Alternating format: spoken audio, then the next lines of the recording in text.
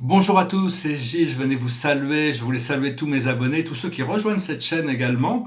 De plus en plus, j'espère que de plus en plus de gens vont rejoindre cette voie de l'ascension, la préparation pour un âge d'or, cette liberté qui se prépare, bien que bon, tous les anciens programmes sont toujours en train de se dérouler, un ancien programme, et donc on doit gérer les temps hauts et les temps bas, hein. C'est vraiment ce qu'on recherche, c'est un peu une voie qui avait déjà été un peu introduite quand même par le grand philosophe humaniste Confucius, c'est la voie du juste milieu, trouver l'équilibre, l'harmonie entre toutes ces choses. Savoir que l'idée de l'épreuve, c'est l'épreuve, et on est toujours éprouvé tant qu'on vit dans un corps physique. Le maître de sagesse Lao Tzu, dans le Tao Te Ching, nous enseigne que, bon, lui dit, si je n'avais pas de corps physique, il n'y a rien qui pourrait m'éprouver, hein. À partir du moment où on rentre dans un corps physique, c'est déjà une épreuve. Le maître de sagesse, Thoth, le dieu de la sagesse égyptienne, dans les tablettes émeraudes de Thoth aussi, explique que dans le monde physique, tout est en résistance. Donc c'est vraiment un effort, mais un effort utile de lâcher prise sur toute cette résistance pour trouver ce point d'immobilité, grâce à la méditation, à la respiration, et arriver à cultiver la lumière en nous, hein. C'est important de, de continuer à travailler sur cet équilibre, hein, pour continuer. Et donc, parce que savoir que sur les plans supérieurs, il n'y a aucune peur, il n'y a aucune ombre, hein.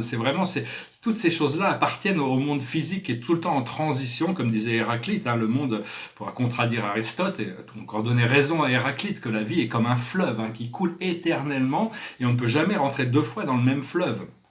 Ou comme une flamme sacrée qui tous les jours comme une flamme, quand on voit une flamme, elle n'est jamais deux fois la même. Donc c'est cette flamme de vie qui est à l'intérieur de nous, qui est l'étincelle de notre âme et qui est la flamme de notre âme, ne peut jamais être deux fois la même. Elle nous montre des couleurs et des formes différentes tous les jours, et donc on apprend des choses tous les jours. Le soleil est très puissant dans cette réactivation des parties dormantes de notre ADN actuellement, et c'est quelque chose que j'ai déjà dit, mais c'est important si vous voulez. C'est quelque chose qui est un petit exercice qui est très simple. C'est quand vous voyez le soleil, vous mettez vos doigts comme ça. Et pendant une minute, vous pointez vos doigts vers le soleil. Et vous voyez que dans 10 secondes, les doigts commencent à picoter. On est en train d'intégrer, c'est une manière très puissante d'intégrer la lumière du soleil. Et les cristaux, on a des cristaux éthériques dans les mains qui se consolident, qui se réchauffent. Et donc ça nous donne du pouvoir. Et ça nous permet d'intégrer. Des fois, je le fais même en public. Les gens ne comprennent pas pourquoi. Je suis au milieu bon, regarde, je mets mes mains comme ça vers le soleil. Enfin bon, il n'y a rien de mal à ça de toute manière, hein, même s'ils se demandent pourquoi je fais ça. Au moins, c'est des choses qui sont utiles quand même, de tous les jours se recharger d'énergie. Et alors le gros challenge, c'est ce qui est important, plus important que tout, c'est trouver la paix à l'intérieur de soi, trouver cet équilibre, cette paix à l'intérieur de soi. C'est plus utile que de découvrir et de révéler toutes ces choses sombres qui sont en train de remonter à la surface. Et à partir du moment où vous arrivez à pardonner à tous ces âmes sombres, à tous ces plans, même si c'est des choses qui révèlent des crimes contre l'humanité, qui sont extrêmement sombres, si vous arrivez à les pardonner, non seulement vous vous protégez de ces lignes temporelles, mais vous changez votre destinée vers une destinée de lumière et de liberté, d'abondance. Donc c'est vraiment un challenge qui n'est pas facile d'arriver à pardonner toute cette obscurité, mais elle disparaît à partir du moment où on n'est plus sujet à devoir s'opposer, parce qu'on vit dans un monde où toutes les opinions sont toujours en contradiction, en opposition. Donc c'est arrivé, le maître ascensionné doit arriver à s'élever au-dessus des choses pour trouver l'équilibre et ne plus être dans la dualité de ce monde, et arrive à trouver une nouvelle polarité qui est beaucoup plus harmonieuse. Donc voilà, je voulais juste venir vous saluer, exprimer ces quelques idées. Je vous ai recommandé de lire mon livre, d'écouter, il va bientôt publier, là je viens de finir les revues, c'est un tout petit livre, il n'y a que moins de 50 000 mots, il y a 80 pages, et il est déjà en livre audio, hein. C'est pas la version finale, mais bon, il y a beaucoup d'informations, hein. J'ai mis en lien l'introduction et le premier chapitre, mais écoutez les 13 chapitres, hein, c'est pas très très long, et je pense qu'il y a beaucoup d'informations dedans qui vont devenir de plus en plus utiles. En le relisant, je m'aperçois que c'est vraiment ce que l'humanité a besoin d'entendre pour les 200 prochaines années. Bon, ça veut pas dire, il y a beaucoup de choses qui ont déjà été exprimées par les philosophes, par les religions, qui ont déjà été dans tous les livres de sagesse. C'est un peu un livre de synthèse, disons, mais qui apporte quand même des nouvelles idées aussi. Et donc je vous recommande de l'écouter. Et je vais tirer quelques cartes pour voir pour la journée avec le tarot des anges. C'est un tarot qui est assez léger, hein, disons. On va tirer 10 cartes. Alors, la situation, c'est la requête. Parce on fait des requêtes à l'univers, on demande, il faut demander, on a demandé à ce que cette planète soit libérée, on a demandé à être libre nous-mêmes, on a demandé à trouver cet équilibre, on a demandé, c'est continuer à demander ce que vous voulez en sachant que l'univers peut vous l'apporter. Autour de cette situation, il y a un renouveau. Il y a vraiment un renouveau qui se prépare, c'est-à-dire tous les jours, le passé a disparu. Hein. C'est un petit peu comme si tout est devenu poussière. Il y a juste cette toile blanche devant nous. C'est juste que mentalement, on a tendance à reprendre le sketch d'hier pour arriver à continuer à créer cette peinture au-dessus. Ce que l'on voit devant nous, qui va se développer, c'est l'écoute. Il y avait un philosophe qui s'appelle Plutarque, qui a écrit un petit livre sur l'écoute. C'est très important d'apprendre à écouter ce que la vie nous enseigne toujours. La vie, c'est quelque chose de mystérieux. À partir du moment où on arrive à voir derrière le voile, on s'aperçoit que l'esprit communique à un niveau profond, au-delà de la conscience des gens qui nous communiquent les choses. Il y a des informations personnelles qui nous sont toujours communiquées dans la vie. Ce que l'on a dans notre subconscient, notre passé lointain, c'est la récompense. C'est-à-dire que bon, on ne fait pas les choses pour être récompensé, mais bon, il est normal que grâce à la loi de la cause à effet, tout ce que l'on plante finit par pousser. Hein. Et actuellement, on en est dans la communication. On communique, c'est important de communiquer. Au plus on arrive à communiquer de vérité, au plus cette vérité va venir à nous aussi. Hein. Ce qui arrive dans le futur immédiat, c'est le repos. On va pouvoir commencer à se reposer, se régénérer, parce que bon, c'est une période un peu tendue, donc il va falloir trouver des moyens de se détendre, on va pouvoir se détendre. La force dans notre situation, ce qui nous représente, c'est la destinée. C'est un escalier qui monte au ciel, hein, c'est remplir notre destinée. On est venu avec une mission, même si bon, des fois la mission peut être... La mission, c'est ce qui nous apporte le plus de joie, de bonheur et qui ancre le plus la réalité de notre âme. Qu'est-ce qui est vrai pour nous, hein, qu'est-ce qui est ressenti comme vrai pour nous. Et ce qui nous entoure dans notre environnement, c'est l'équilibre. Hein, voilà, c'est ce que je veux. C'est trouver cet équilibre. Ici, c'est la carte numéro 46. Je vais revenir d'ailleurs dessus, on peut revenir dessus. Mais enfin bon, c'est l'ange et l'archange Ariel avec ses anges. Hein, c'est arrivé, c'est dans le monde matériel. Parce que bon, bien sûr, il y a des changements climatiques. De l'été à l'hiver, il y a un changement climatique, mais ça fait partie des cycles naturels. Mais enfin, on est en train de prendre conscience qu'il faut arrêter la destruction environnementale aussi, et que pour le moment, la nature, l'air, la nature est en train de fleurir, et la nature est assez heureuse dans ce procédé où on a arrêté de polluer pendant un petit moment.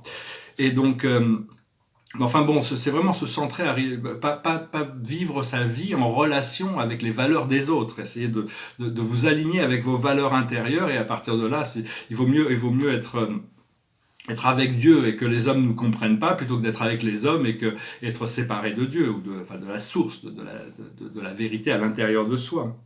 Ce qu'on a dans nos émotions internes, c'est la protection, c'est-à-dire qu'on est gardé, on est protégé par les anges, même si on a des hauts et des bas, même si on passe par des périodes de doute, même s'il y a des peurs qui remontent, dans le fond, on est quand même assez protégé, hein. Donc même la Terre est protégée, l'humanité est protégée, la destinée toutes les destinées sont protégées.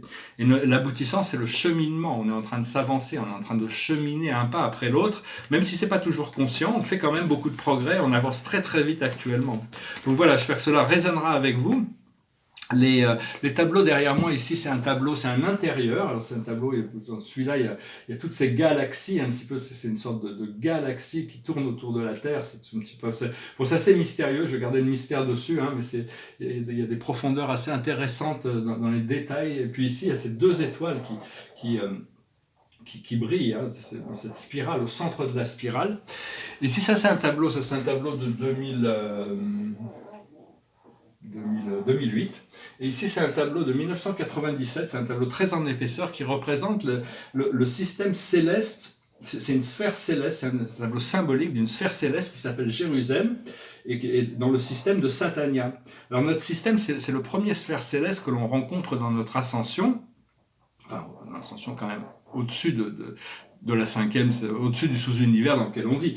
Et donc, il y a 619 points qui l'entourent, parce qu'il y a, pour le moment, c'est un centre administratif pour 619 planètes et en évolution.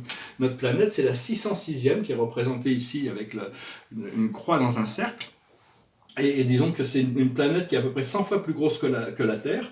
mais c'est un monde céleste, hein, où la gravité est quand même moindre, et qui est entouré de 7 grandes planètes, qui chacune de ces planètes est entourée de 7 petites planètes.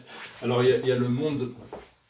Il y a le monde du Père, c'est un groupe de 8 planètes, hein, avec une grosse au centre et 7 petites au-dessus. On va devoir passer, c'est des écoles d'évolution, on va tous devoir les traverser avant d'arriver à Jérusalem, qui après nous donnera la permission d'arriver à Edantia, qui est la sphère centrale de notre constellation.